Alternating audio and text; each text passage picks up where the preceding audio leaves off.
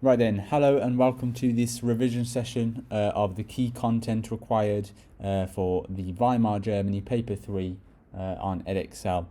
In this video I'm going to be covering topics 1 and part of topic 2, which is a bit odd, but the chronology is going to be 1918 to 1928. The reason why I've kind of done these years is because we finish with the lean years, and then that will mean that the next video will start from the Wall Street crash. Now that's to emphasize how important the event of the Wall Street crash actually is. Okay, so the videos have been created in a way to reflect what I believe to be the most important event in the topic. Okay, the Wall Street crash is the biggest turning point in my opinion. So we start our story off then in 1918. I'm looking in particular at the legacy of World War One. Germany and German society had been devastated by World War One. 11 million soldiers had been involved, 2 million troops had died, and 4 million of them were wounded. So all in all, 55% of German soldiers sustained casualties, or were casualties, in this time period. One of the highest out of any of the fighting powers in World War One. The cost of the war absolutely crippled the German economy. The debts tripled from 50 billion in 1914 to 150 billion marks worth of debt in 1918. And then 750,000 Germans also starved to death because of the British blockades. So what happens then? What happens with the Kaiser? So for those of you who don't know, the Kaiser is basically another word for an emperor, so like a kind of like a king. But because Germany had colonies, it's an emperor. And on the 9th of November, he is in the town of Spa, which is 700 kilometers away from Berlin, so he's quite a bit away from the capital. And his officers basically refuse to support him anymore, and they demand that he abdicates, they demand that he resigns and gives up his power. He agrees reluctantly, and then he goes into Holland a day later. Almost instantly, a republic is declared, and the SPD, so the Social Democratic Party, agree to place themselves in charge of the new republic as they are the largest party in the German parliament, and Friedrich Ebert is appointed as their new leader. Remember that name because it's very important. I'd also be making a note as well of the dates as we go through, so this is November 1918. And Ebert sends a man called Matthias, that should say Matthias, not Mattis, Matthias Erzberger to sign the armistice, and the armistice was a formal agreement to end the war. And many Germans were shocked by this. They thought they were still winning, but it came as a shock. And that's why you'll often hear the phrase November criminals. It's not referring to the people who signed the Treaty of Versailles. It's referring to Erzberger and his signing of the armistice, the ending of the war. And the idea of a Dolchstoß legend, so a stab in the back, comes from this period as well, so the armistice. So as soon as he's in charge, Ebert makes a lot of really good decisions. So he keeps previous civil servants so that the government carries on. He keeps the army on side and tells General Groener that he won't reform the army, so they stay loyal. He keeps businesses on side by saying he's not going to nationalise or take any of their kind of property or anything like that. And he supports the trade unions by promising an 8-hour working day. All of this means that when they come to have elections in January 1919, the SPD win 40% of the vote. And they meet for the first time, the new government, in February 1919, but they have to meet in the town of Weimar, and that's where the origins of the name Weimar Republic comes from. Okay, so they actually met in Weimar as opposed to Berlin. And it's there that they agree a new constitution, and a constitution is another word for like a set of rules to govern a country. So the strengths of this constitution: there is what is known as proportional representation. Have a look online for a definition of that. It's going to take me quite a while to explain that, so have a Google of that. Checks and balances: essentially that's where no one group has too much power. So in this case, the president can dismiss the Reichstag, so parliament, but then the president is changed every 7 years, so there's a limit there on how much they can actually do. The chancellor as well, who is basically chosen by the president and is kind of almost like a prime minister, he has to work with the Reichstag and the Reichsrat, which are part of parliament, and they have to work together to pass new laws. So central power is increased generally for parliament, but women can now vote as well. The weaknesses then: because there are so many parties involved, they have to form what is known as coalition governments. Now, a coalition government is where there are multiple parties sharing power. And that's not great if you need to be making a lot of decisions, important decisions, very quickly. And a lot of these different parties were all disagreeing, and it's very hard for them to reach an agreement. And as a result, they weren't getting kind of key legislation passed through fast enough. They also had to rely on force and violence in the early days. So here's a diagram which I've kind of taken off the internet. So this is basically how it works. So the German people, known as the electorate, so the people voting in an election are always called the electorate, they would vote for the members of the Reichstag, and they would vote for the president every 7 years. The Reichstag would then work with the Reichsrat, and they would make up the House of Parliament, and they would basically work with the Chancellor. The Chancellor needed the support of the Parliament for laws to be passed. The Chancellor, in turn, is picked by the President, and the Chancellor is essentially the most powerful person, except for the President, and then the President was elected every 7 years. In an emergency, there is Article 48, which allows the President to make laws without having to go via the Reichstag. So should there be a need to kind of introduce legislation really quickly, then that's what happens. As you can see, it's quite similar to kind of our parliamentary system here in the UK, and that's why this is quite a strong constitution, all right? Especially as well now that everyone over the age of 20 can vote and that women can vote as well. There's a lot of support for this. But we now start to come on to the challenges to the Weimar Republic, and there's going to be quite a few of them. And the first one is the Treaty of Versailles. It's probably the most important one as well. So on the 28th of June 1919, the Treaty of Versailles is agreed and is seen as a diktat. And that's basically another word for an imposed peace. And it's hated by the German people for the following reasons. So there is a war guilt clause. Germany has to accept blame for starting World War I. That's Article 231. Which forces them to accept.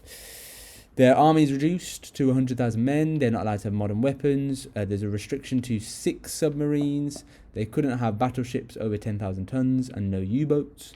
The Rhineland was to be demilitarized. So that was a region that used to belong to Germany, and now it was to be a neutral region with no troops in it. So that, again, would have frustrated the German people because they felt like they were losing part of their own land. They also lost national territory, which was given mainly to Poland. So Poland becomes is what is known as a Polish corridor. So Poland increases in size massively.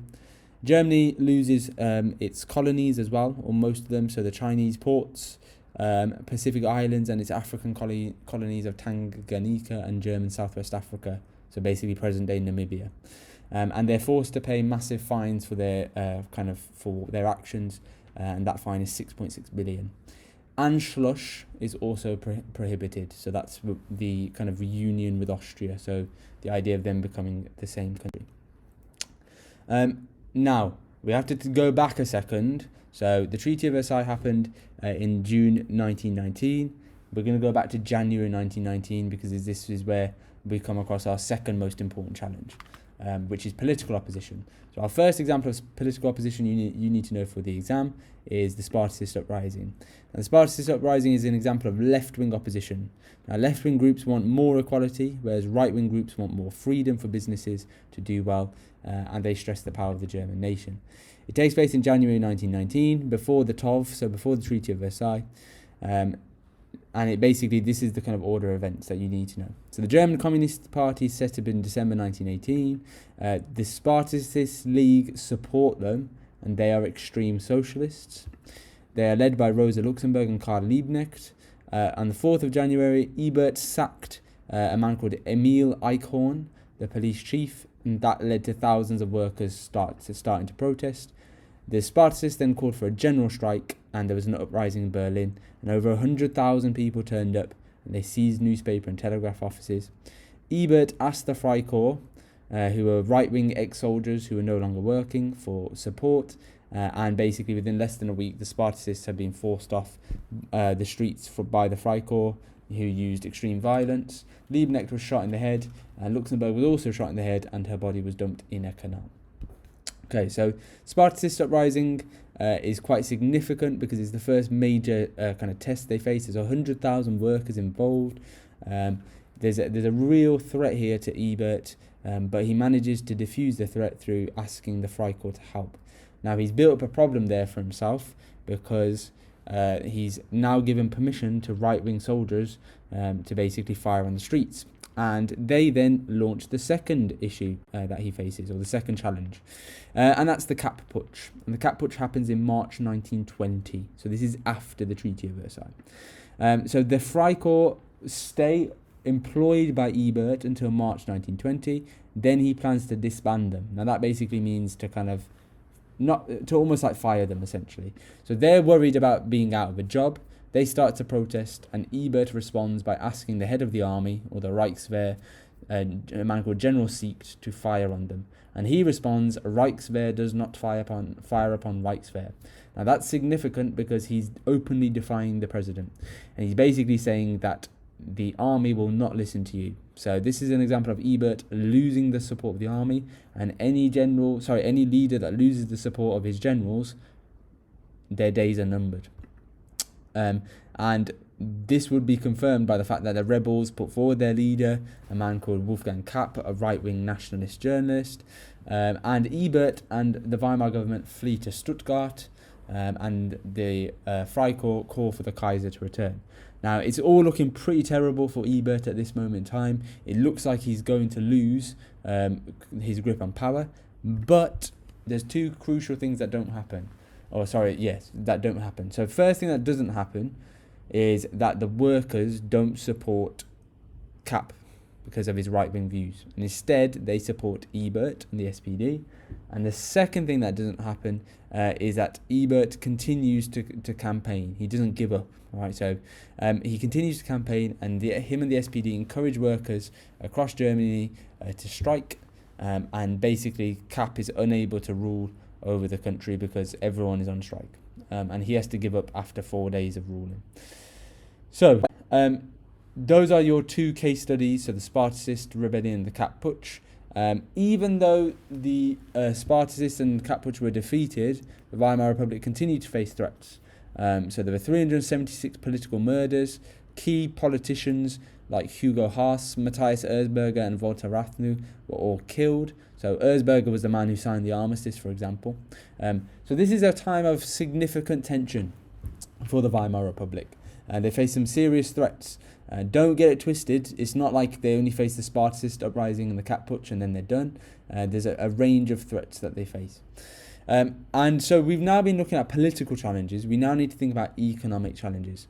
So the first thing we'll start with here is the French invasion of the Ruhr in 1923. So some context, Germany is struggling to pay the debts back according to the Treaty of Versailles. So they're struggling to pay the 6.6 billion. They ask for reductions, but that request is rejected. And in December 1922, Germany fails to send coal. Now, as part of the agreement, they'd agreed that they could send coal instead of sending money from the Ruhr region.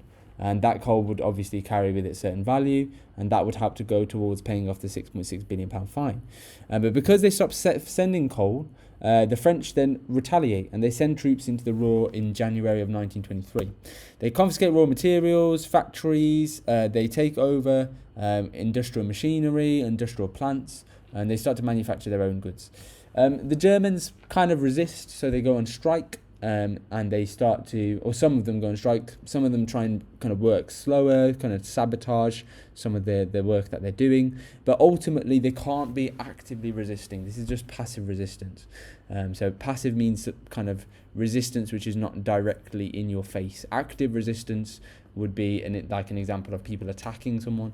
They're not able to do that, and that's because they don't have any soldiers. The German army has been crippled because of the Treaty of Versailles. There was a devastating impact as well on Germany because the Ruhr accounted for 80% of Germany's coal, iron and steel reserves. So that means it's going to have quite a significant economic impact, and we're going to see that now.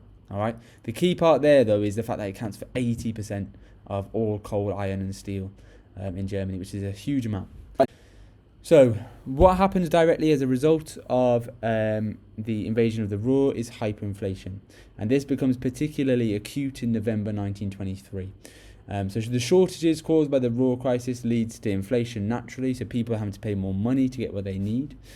Think about this, if you're a shopkeeper and you have, because of all the shortages caused by the Ruhr, you have less, less coal to offer the people who are buying coal off you, then all of a sudden the coal that you do have, you can charge much higher prices. So the prices of things go up, and that's inflation. Government income is very low, and it's only a quarter of what they actually need to pay off the debts that they have. And they didn't feel like they could raise taxes on a population which was already struggling. 1923, the government tries to come up with a solution. So they decide to print more money, and across Germany there are 300 paper mills and 2,000 printing shops set up to try and deal with the crisis. And that leads to hyperinflation. And I've put down the statistics there in the bottom right hand corner for our case study of the loaf of bread.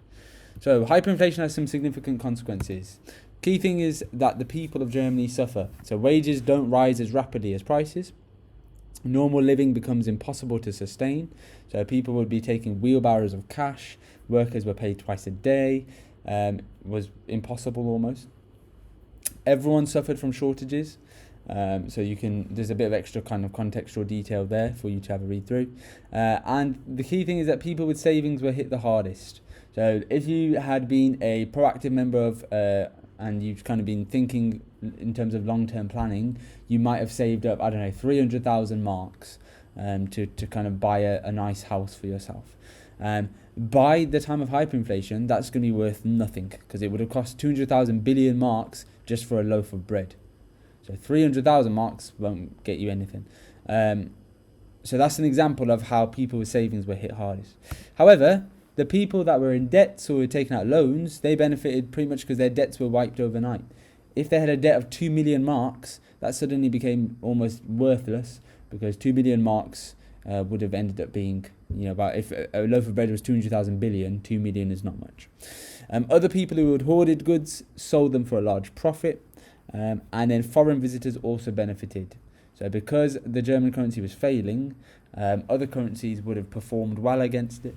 And they would have been able to come and visit Germany and kind of get quite a few marks for their dollars or for their pounds or whatever currency they use. Now, the man that comes and saves all of this is Gustav Stresemann. And he has 6 policies that you need to be aware of for the exam. Okay, and I'm going to go through, first of all, his economic reforms and changes, which helped to save Germany from its economic crisis. And then I will go through what he does in terms of foreign policy and how he treats other countries. So the first thing you need to know is the introduction of the Rentenmark in 1923 to 1924.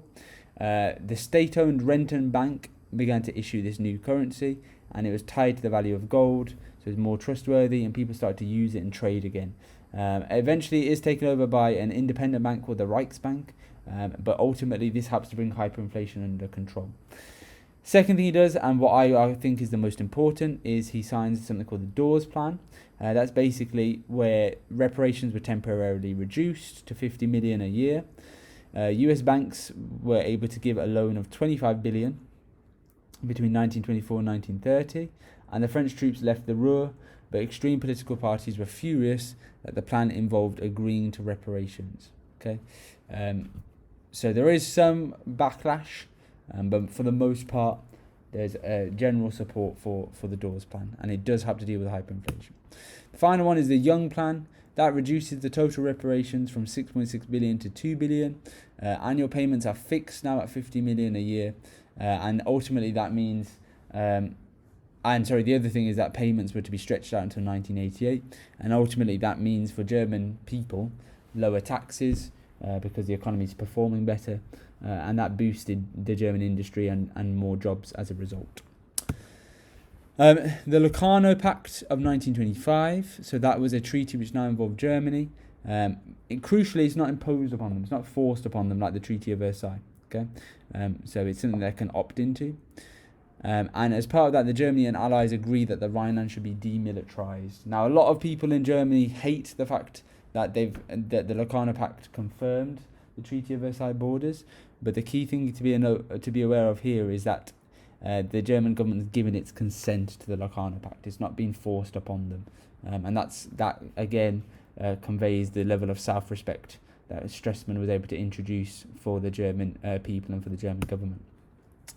The League of Nations, so Stresemann persuaded the other great powers to accept Germany as a member of the League of Nations, and Germany was now given a place on the League of Nations Council, which made the most important decisions. And then finally, the Kellogg-Briand Pact of 1928. It was a pact which was against war, so it said that countries should not use war to achieve foreign policy aims. Now, make sure you know the names of each and the dates. I would be writing those onto a flashcard, and I'd be testing myself on those, because you will need to know all 6. The Weimar Republic then recovers because of Stresemann's kind of contributions. It recovers, and the people are now fully behind the SPD. So von Hindenburg has also taken power because in 1925 Ebert is dead. Von Hindenburg was a very successful general in World War I. People love him. And extreme parties start to lose their power, as you can see from that screenshot I've just grabbed there.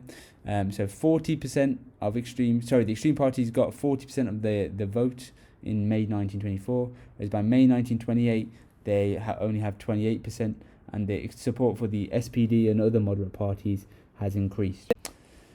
Okay, last bit for topic 1, and then we'll start to look at the start of Hitler and Hitler's rise. So, under the Weimar Republic, there is significant improvements to the standard of living, especially for working classes. So unemployment falls, and for those who are unemployed, the Insurance Act of 1927 starts to introduce a form of sick pay, should they ever be ill or unwell. The average working week was reduced. Real wages, so the actual value of the wages, rose by 25%. So real literally just means how much the wage is actually worth, rather than any number. And then housing, there had been a shortage of 1 million homes, but between 1925 and 29, 100,000 new homes were built. Now, the crucial thing to be aware of is all of these events took place after 1924, and that's because testament to the impact of Stresemann. Okay, because Stresemann comes in 1923 onwards, and his decisions means that the German country or German nation has a bit more flexibility and can start to introduce some of these new changes. War veterans start to get treated better, so they receive a pension from the Reich Pension Law of 1920. And education improves. So the number of students in higher education increases from 70,000 to 110,000 by 1928. Right, I will leave that up because the other thing you need to know for the exam is how the lives of women improved. The key things to be aware of, though, are as follows. So improvements, the most important ones were the fact that women were able to kind of now vote, and that there was a new style of woman, a woman who was independent and dressed in a certain way. So just as the Americans were experiencing the flapper phenomenon, so an independent woman who didn't feel constrained or restricted in any way, the same was happening in Germany, albeit to a slightly lesser degree. So those are some of the examples of the improvements. I would pause the video and read through them all, obviously, but those are the most important ones. In terms of backward steps, though, for women during the Weimar Republic, a lot of them had worked in World War I whilst their husbands were away, but by 1925, only 36% of women worked, and those women were paid less, and they often had harder time getting those high status jobs. And the concerning thing was that the changes for women actually opened the door for a lot of male hatred towards these new rights of women. So conservatives and traditionalist politicians were against these new rights that women had acquired. All right, the final bit of topic 1 is cultural changes. So there were 3 new artistic movements you need to know. So new objectivism, modernism, and expressionism. All 3 of them are based on the premise that they should not look to the past for inspiration, but look to the present or the future. And the key one you need to know for the exam is the Bauhaus movement, which is like a sub-movement. And that was basically a design style which stressed the beauty and technology. And if you look at Bauhaus artworks, you'll see how they make use of straight lines and kind of simple lines and careful craftsmanship. A man called Otto Dix was the most famous expressionist, and he basically kind of used his artwork to criticize German society, and he tried to capture the harsh lives of war veterans and the everyday boredom of people's lives. Erich Mendelsohn designed the futuristic Einstein Tower. Films became more popular, and especially science fiction films. And generally, society is very pro these changes, although not everyone was. So the Communist Party believed they were too extravagant, and those on the right thought that they undermined traditional German culture. Okay, we're now on to the rise of the Nazis. So we're going to look at the early years of the Nazi Party, the Munich Putsch, and then the lean years. We are then going to pause, and then in the next video, we'll have a look through the Wall Street crash onwards. So, early development of the Nazi Party. Hitler joins the DAP in September 1919 after investigating them on possible links with communism. So he starts off investigating them, loves them so much that he then converts. The party has just 23 members when Hitler joins and 7 marks to their name. So that's just enough like to buy a couple of items from a supermarket. So no money really and hardly any support. But within 2 years, Hitler had taken control of the DAP and reshaped it into the Nazi Party, which did enjoy quite widespread support. And he did that through these 5 things, which I'll elaborate on now. So Hitler and the NSDAP. So this is how Hitler develops the Nazi Party. First thing he did was introduce a 25-point program along with Edexcel. That was essentially a series of kind of their key policies. He criticised the Weimar politicians, criticised democracy, and he blamed Jews for the collapse of the economy. Okay, so the kind of traditional approach that he always does. He delivered a range of speeches which were very, very strong at capturing people's attention. So his oratory abilities were second to none. He would rehearse his speeches, start slow and quiet, and then build up into a passionate, frenzied rant. And he made use of hand gestures. And all of this meant that membership actually grew from 3,000 people in 1921 to 50,000 by 1923. The Sturmabteilung, I'm saying that probably completely wrong. So the stormtroopers were introduced. They were essentially like the Nazis' private army, and there were 800 of them who were quite intimidating. He reorganises the party so that their office is in Munich and that they have the swastika. They introduce a newspaper as well, which is circulated across Germany. And then finally, he forces a leadership contest in the party, and he defeats Anton Drexler to become the new leader. And he surrounds himself with his friends and allies and supporters. Okay, so we are now on the second last event. So we are now going to look at the Munich Putsch of November 1923. Now you'll notice November 1923, that's also the same time period of hyperinflation. So the long-term causes of the Munich Putsch were the anger of the Treaty of Versailles and the fact that the Nazi Party had been growing and had been trying to extend across the Bavarian region, which is where Munich is. In terms of its short-term causes, the short-term causes of the Munich Putsch were the Ruhr crisis of 1923 and hyperinflation, okay, especially hyperinflation. Okay, so this is basically kind of what happened. So Hitler walks into a beer hall. He meets 3 men who are the local heads of government. You need to know their names. He had 600 soldiers with him. He fires into the ceiling and declares that the NSDAP would be taking over Bavaria and then the rest of Germany. Hitler would then become leader and Ludendorff would be the head of the German army. The 3 men agree because they're literally having a gun pointed at their face. But they're later released by Ludendorff, who thinks that they're going to be loyal. On the 9th of November, so a day after, Hitler and his supporters gather to take over Munich, where he discovers that the state police kind of were there waiting for them, and they outgunned them. So fighting basically kind of started. One of the NSDAP tried to fire on the state police, which then led to an all-out attack. And Hitler would have died if his bodyguard hadn't saved his life. And Hitler was able to flee temporarily and was found a few days later hiding in his friend's cupboard. Ludendorff, Röhm, so Ernst Röhm, the man in charge of the stormtroopers, and Hitler were all arrested. So what were the consequences? Ludendorff was allowed out because of his services in World War One. Hitler, though, and the 3 others were found guilty and sentenced to 5 years each in Landsberg prison, and the NSDAP was banned. But in the short term, it wasn't good for Hitler and the NSDAP, but in the long term, it was positive. So Hitler was able to write Mein Kampf in jail, which was an expression of his views, which he shared with the German people. And the ban on the NSDAP was lifted in February 1925, and he used his trial to get publicity for his views. Okay, final topic, and this is something that they do like to ask in the exam. So we are now into the lean years. That refers, if you think about what lean means, it means usually a low body fat. And that refers to this period where there's basically a low support for the Nazi Party. Hitler is doing stuff.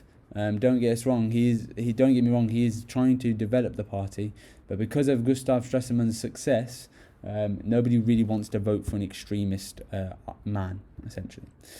And that all changes with the kind of where we're going to pick up in our next video, so the Wall Street crash. But essentially, this is how Hitler changes the party during the lean years. Again, it doesn't build support, but they are important changes. So in jail, he writes Mein Kampf. He basically then declares these as his following beliefs. So he stresses the importance of the Aryan race. He stresses his nationalist views by calling for Lebensraum, which is more land for Germany. He calls for an end to the Treaty of Versailles. He calls for a socialist approach to the economy, so to prioritize the people. And then he believes that the state should be totalitarian. So he doesn't think that there should be a democracy where people all have a say in making the decisions. He believes that power should be in the hands of one leader. Okay, and then in terms of how he's going to reorganize and strengthen the party, he does that in two ways. So he establishes a Nazi party headquarters based in Munich, and that's divided in the same way that the government was. So the departments for German society, so finance, foreign affairs, industry, agriculture and education. They also set up organizations for women and younger people. So you need to know about the German Women's Order and the National Socialist German Students' League and the Hitler Youth. And that all means that support for the party does grow slightly, but not massively. And then the second thing he does is he tries to ensure the Nazi party is a national party, not just focused on Bavaria and Munich. So because Germany was divided into 35 regions, Hitler decided to divide the party in the same way. And for each German region, a Gau, Hitler had put in place a Nazi representative, so a Gauleiter. And they were not picked by Hitler, but they rose to power through their own hard work and efforts. Okay, and the most famous example of that is Joseph Goebbels in the Rhineland, which is towards the north of Germany. So here it is, I forgot to change it. So the Bamberg Conference happened in 1926. The background is that in early 1926, it was clear that the local power of Gauleiters was creating a split in the Nazi party. Some party activists, especially in the northern and urban areas like Strasser and Goebbels, were socialist, whereas the ones in the south, in the rural areas, were nationalists. So Hitler deals with this split by calling a conference in 1926 in Bamberg in Bavaria. He basically then compacts the room with people who share his views, and he basically tries to convince everyone to be more nationalist and less socialist. Goebbels he's able to convert, but Strasser did not convert. And funnily enough, Strasser then dies or is murdered later in 1934. So the Bamberg Conference has a big impact on Hitler and the Nazi Party. It increases Hitler's control of the Nazi Party, and it also leads to the promotion of Goebbels, who's going to become very important later on. The socialist element of the Nazi Party was also weakened, and that meant the party was now clearly behind Hitler and his policies, and it gave him a lot more freedom to act as he wanted. Okay, thank you very much for listening. In our next video, we're going to pick up where we've left off by having a look at the Wall Street crash and Germany after the Wall Street crash. Thank you. The stormtroopers play an important part in protecting the Nazi Party, but they are violent thugs, and they are more loyal to their commander, a man called Ernst Röhm, than Hitler. So Hitler deals with them, so he removes Röhm and exiles him abroad, and then he sets up a new party security group known as the Schutzstaffel, or the SS. They're a smaller group, they're selected by Hitler, and they are loyal to Hitler. Okay, they weren't all selected by Hitler, but the key members were. And the SS was just under the control of Hitler's personal bodyguard, Julius Schreck. But then they were later given to Heinrich Himmler, and he basically increases the size. Unlike the stormtroopers, they wore black uniforms, whereas the stormtroopers wore brown shirts. So they are known by that acronym, brown shirts. Right, on the next slide, it says it's kept the same title. I forgot to change it. So it should say at the top, lean years, 1924 to 28, attempts to strengthen the party. Then it should say the Bamberg Conference. Bamberg is spelled B-A-M-B-E-R-G. So there is a note-taking sheet in the description, which is basically a timeline. The timeline follows chronological order, like all timelines do. This video is not going to be in chronological order, so if you are using the note-taking sheet, just be careful that you're not putting information in the wrong boxes. But I would be using all of this information, which can get you up to probably grade 7, grade 8, if you kind of know all of this off by heart. So I've made these slides deliberately detailed.